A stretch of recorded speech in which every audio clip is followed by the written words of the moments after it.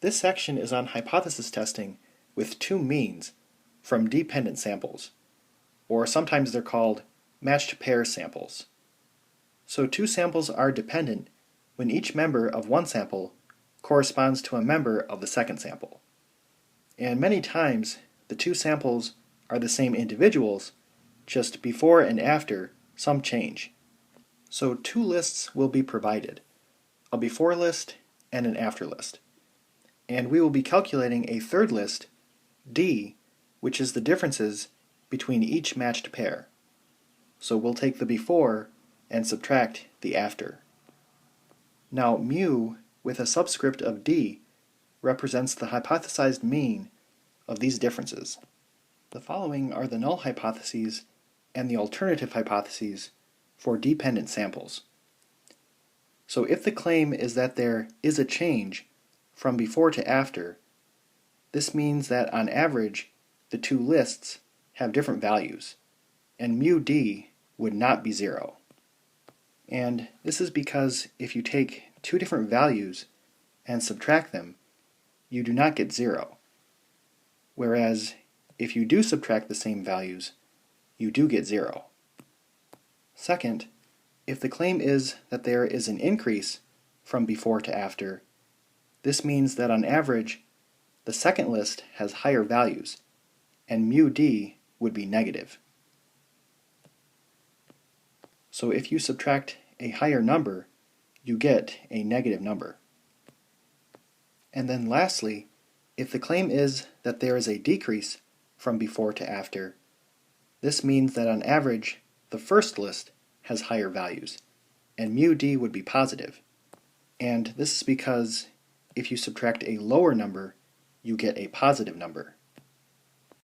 So the steps for the hypothesis test are pretty much the same as they have been in the previous sections, except for we do need to calculate that third list of the differences first, as well as calculate the mean of the differences, d bar, and the standard deviation of the differences, SD. And we can use the 1-var stats on the calculator to do this. And here's the table of critical values. An instructor for a standardized test prep course claims that the course will improve the test scores of students.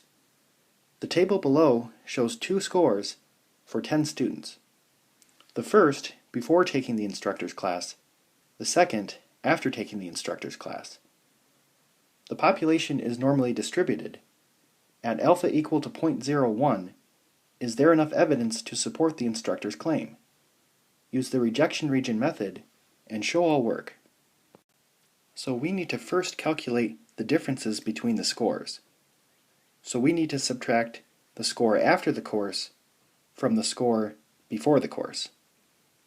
So this will be negative 100, negative 70, negative 50, negative 60, negative 40, negative 110, negative 30, another negative 30, negative 70, and negative 40.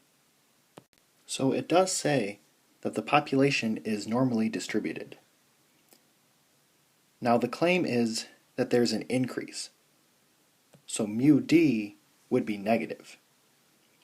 And that's the alternative hypothesis. So this is a left-tail test. So the null hypothesis would be mu d is greater than or equal to 0. Alpha is 0.01. The sample size is 10. So the degrees of freedom would be 9. And then if we look up the critical value on the table, we get negative 2.821. Now for d bar and SD, I want to type in the list D into L1 and then calculate the 1-var stats. So I'm going to press Stat and then select Edit and then type in my list of differences into L1 and then quit out, go back into the Stat menu, go over to Calc, and then select 1-var stats. And then press Enter one more time.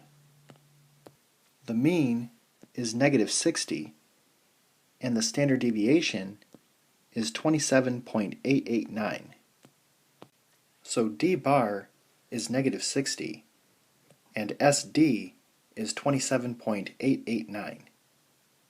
So we are going to plug those values as well as the sample size into the formula, and we get -6.803. So the graph looks like this, and t would be right here. So t is in the rejection region, which means we reject the null hypothesis. And the conclusion would be, at the 0.01 level of significance, there is enough evidence to support the instructor's claim that the course will improve test scores.